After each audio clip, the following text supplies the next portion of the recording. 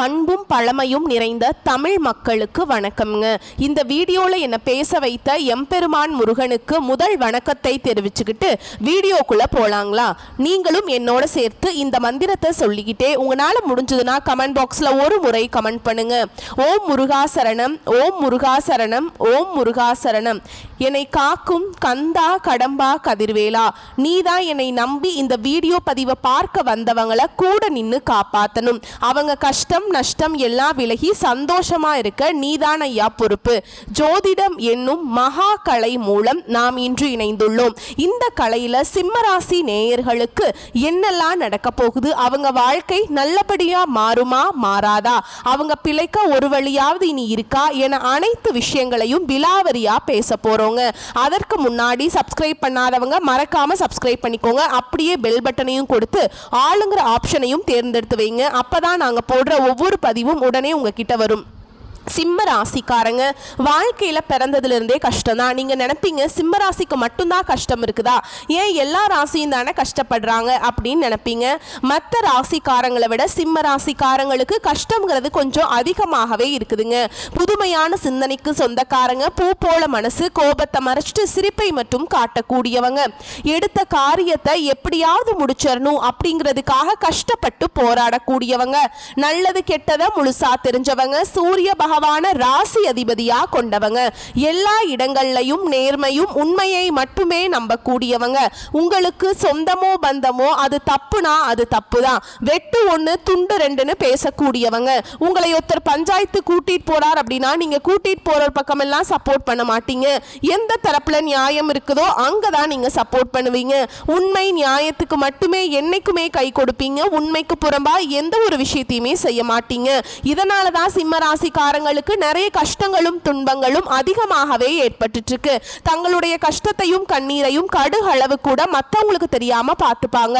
இதனால பாக்குறவங்க எல்லாருமே சிம்ம ராசியா இவங்களுக்கு என்னப்பா சூப்பரா இருக்காங்க, இவங்களுக்கு என்ன குறைச்சல் அப்படின்னு தான் நினைச்சிட்டு இருக்காங்க. ஆனா வீட்டுல கூட கஷ்டப்படுறது உங்களுக்கு மட்டும்தாங்க தெரியும். ஏன்னா சாப்பாட்டுக்கு கூட வழி இல்லாமல் இருக்கீங்க. கஷ்ட காலத்தில் திரும்பி பார்க்க கூட ஆள் கிடையாது. ஏதோ தட்டு தடுமாறி எந்திரிச்சு நிற்கிறப்போ உங்களை குறை சொல்றதுக்குன்னே நிறைய பேர் தேடி வருவாங்க. உங்கள் சொந்தக்காரங்க நண்பர்களுக்கு ஒரு தேவை இருக்குதுன்னா மட்டும்தான் உங்ககிட்ட வருவாங்க. அந்த தேவை முடிஞ்ச உடனே உங்களை தூக்கி போட்டுருவாங்க. மறுபடியும் அவங்க வந்து உங்ககிட்ட உதவின்னு கேட்பாங்க. அவங்க உங்களுக்கு முன்னாடி பண்ண துரோகத்தை எல்லாமே மறந்துட்டு மீண்டும் அவங்களுக்காக உதவி செஞ்சு ஏமாறக்கூடியவங்க தான் சிம்ம ராசிக்காரங்க. வாழ்க்கையில எப்படியாவது முன்னேறணும் அப்படிங்கிறதுக்காக தினம் தினம் கஷ்டப்பட்டு உழைக்கிறவங்க தான் நீங்க. கடந்த காலகட்டங்களில் தங்களுடைய வாழ்க்கையில நீங்க நல்லது நடக்க போகுதுன்னு நினைச்சிட்டு இருந்திருப்பீங்க. ஆனா உங்களுக்கு அந்த டைம்ல ஒரு மிகப்பெரிய ஏமாற்றம் தான். இந்த கண்டக சனி மூலமாக நிறைய கஷ்டங்களும் துன்பங்களும் பிரச்சனைகளும் மட்டுமே உங்க வாழ்க்கையில அதிகமாகவே சந்திச்சிருப்பீங்க. சிம்ம ராசிக்காரங்க சொந்த பந்தத்தை இழந்தாங்க, சொத்துக்களை இழந்தாங்க, தங்களுக்கு நெருக்கமா இருக்கக்கூடிய உறவுகளையுமே இழந்தாங்க.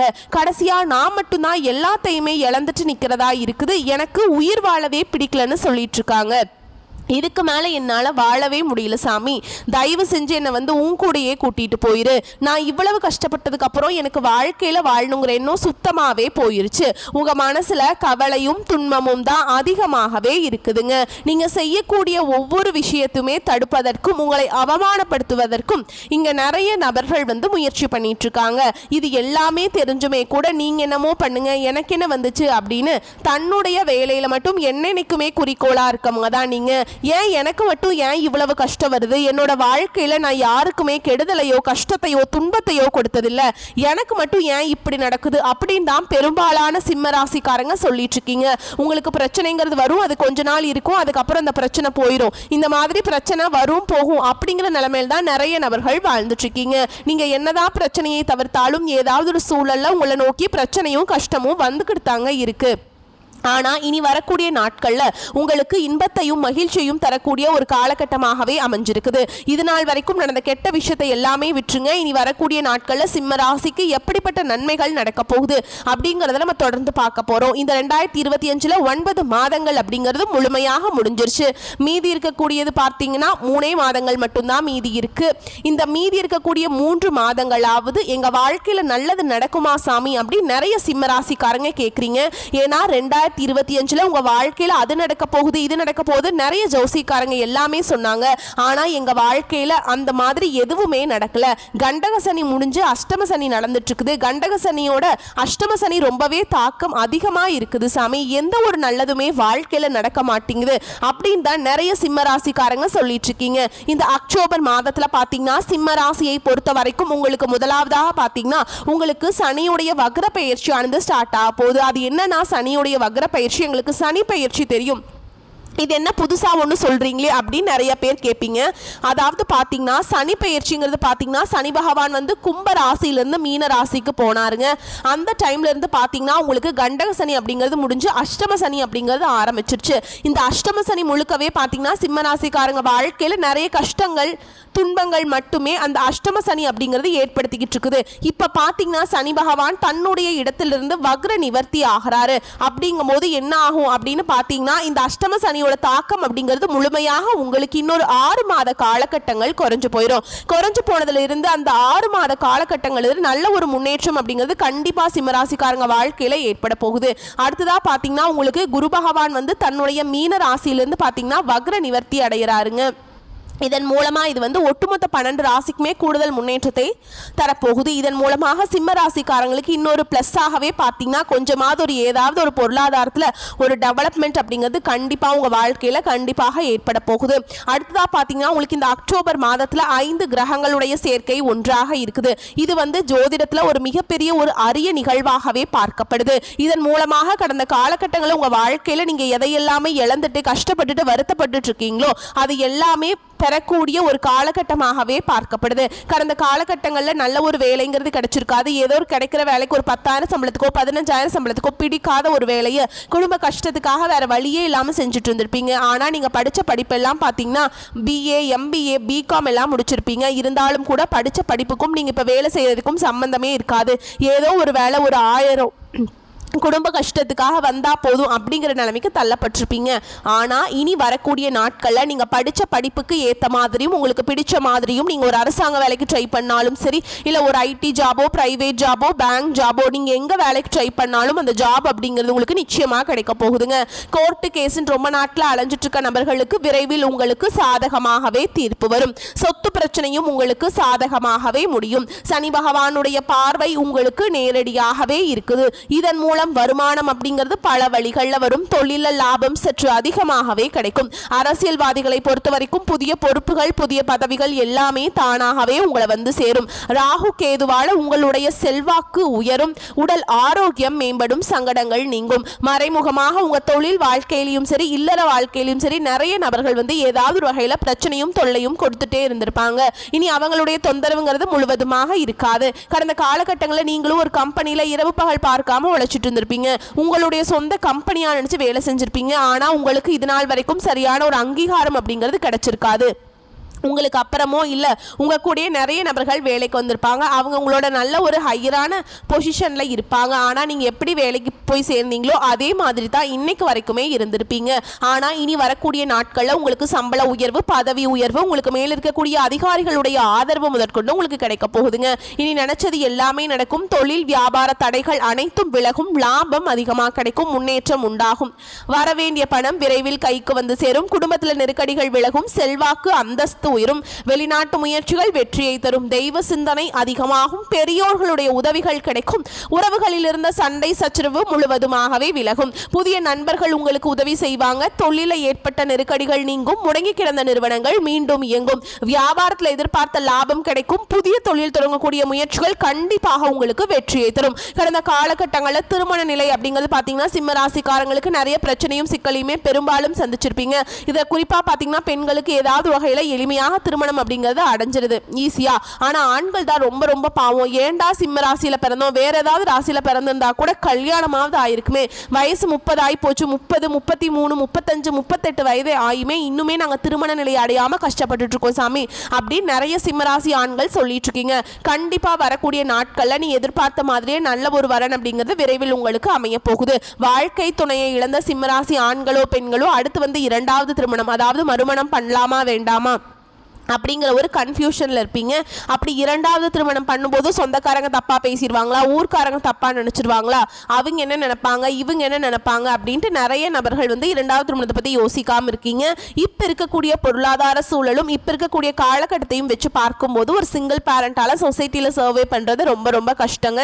நீங்கள் எதிர்பார்த்த மாதிரியே நல்ல ஒரு மறுவாழ்க்கை அப்படிங்கிறது விரைவில் உங்களுக்கு அமையும். குழந்தை பாக்கியத்துக்காக எங்கே சிம்மராசினியர்கள் பார்த்தீங்கன்னா எங்களுக்கு மேரேஜ் ஆகி 3 வருஷம் ஆகுது சாமி, 5 வருஷம் ஆகுது, 8 வருஷம் ஆகுது, நாங்களும் போகாத ஹாஸ்பிட்டல் இல்லை, பார்க்காத ட்ரீட்மெண்ட் இல்லை, வாரத்தில் 3 நாள் முருகர் கோவிலுக்கு போய் வழிபாடு செஞ்சுட்டு வந்துட்டு இருக்கோம், ஆனால் எங்களுக்கு குழந்தை பாக்கியமே இல்லை சாமி அப்படின்னு நிறைய சிம்மராசி நேயர்கள் சொல்லிட்டு இருக்கீங்க. கண்டிப்பாக வரக்கூடிய நாட்களில் ஒரு 6 மாதங்களுக்குள்ள நீங்கள் எதிர்பார்த்த மாதிரியே நல்ல ஒரு குழந்தை பாக்கியம் அப்படிங்கிறது விரைவில் உண்டாகும். பிரிந்திருக்கக்கூடிய கணவன் மனைவி எல்லாமே பார்த்தீங்கன்னா டிவோர்ஸ்லாம் அப்ளை பண்ணிட்டு வெயிட் பண்ணிட்டு இருப்பீங்க. நீங்கள் மீண்டும் ஒரு முறை நேரில் சந்திச்சு பேசக்கூடிய வாய்ப்பு கிடைக்கும் பட்சத்தில் அந்த டிவோர்ஸ் எல்லாமே கேன்சல் பண்ணிட்டு தூக்கி போட்டு மீண்டும் இருவரும் ஒன்றாக இணைந்து வாழ்வீங்க.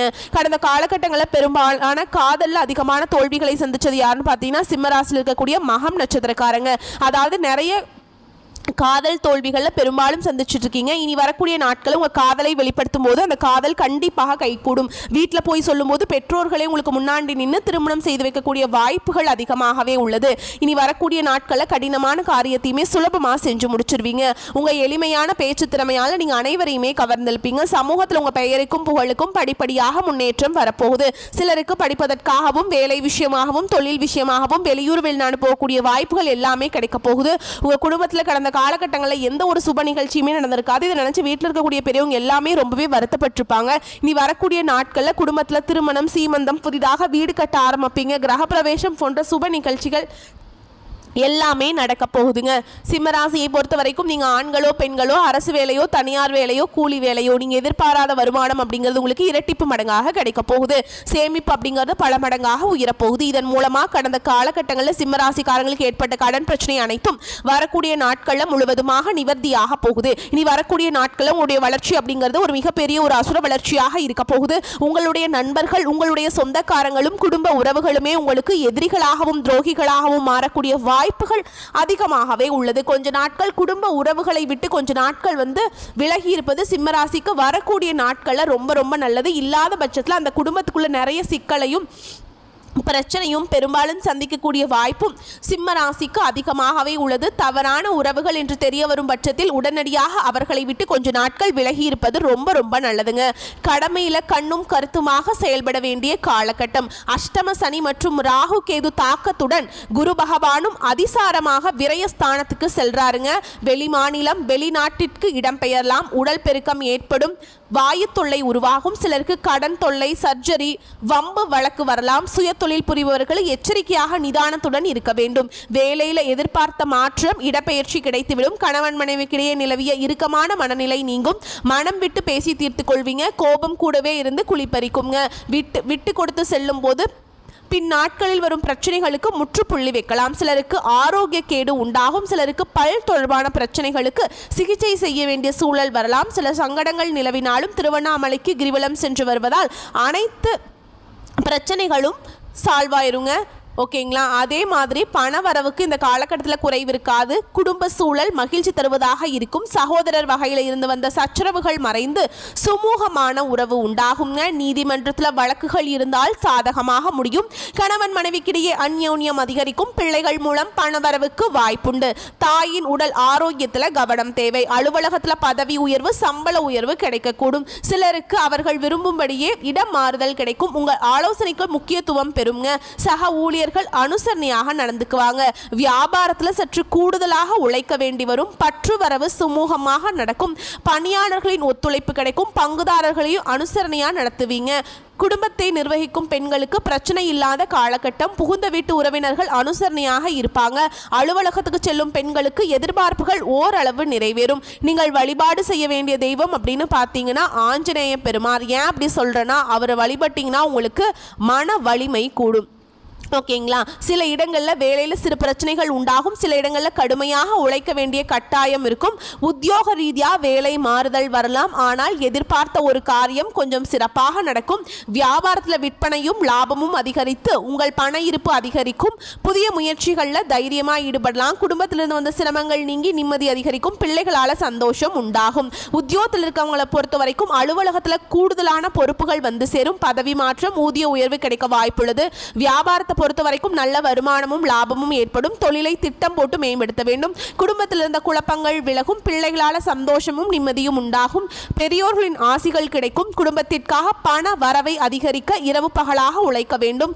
கலைத்துறையினரை பொறுத்த வரைக்கும் நல்ல வாய்ப்புகள் கிடைத்து வருமான உயர்வு அடைவீங்க. புதிய முதலீடுகளில் நம்பிக்கையோடு இறங்கலாம். சந்திரனோட இடற்பெயர்ச்சி வந்து நன்மையும் தீமையும் கலந்த பலன்களை கொண்டு வருங்க. செவ்வாய் 3ஆம் இடத்துல இருப்பதால் தொழில் போட்டிகளை வெற்றிகரமாக சமாளிப்பீங்க. நீங்க எச்சரிக்கையா இருக்க வேண்டிய இடங்கள் அப்படின்னு பார்த்தோம்னா, வியாபார விஷயத்தில் சிந்தனை குறைவாக எந்த முடிவும் எடுக்க வேண்டாம். புதிய முதலீடுகளை மிக நிதானமாக செய்ய வேண்டும். உங்களை பொறுத்த வரைக்கும் அதிர்ஷ்டமான எண்கள் 1, 7. வழிபாடு செய்ய வேண்டிய தெய்வம் அப்படின்னு பார்த்தீங்கன்னா யோக நரசிம்மருங்க. அதே மாதிரி தினமும் காலையில் வீட்டு பூஜை அறையில் தீபம் ஏற்றி நான் ஒரு மந்திரம் சொல்கிறேன், அந்த மந்திரத்தை 27 முறை பாராயணம் செய்யணுங்க. ஓகேங்களா? கார் இருளை விரட்டுகின்ற ஒளிப்பாய்ச்சி பாரிலுள்ள உயிர் காக்கும் பகலவனே, ஊரேதும் விளையாமல் உடனிருந்து சீராக அருள் செய்வாய்.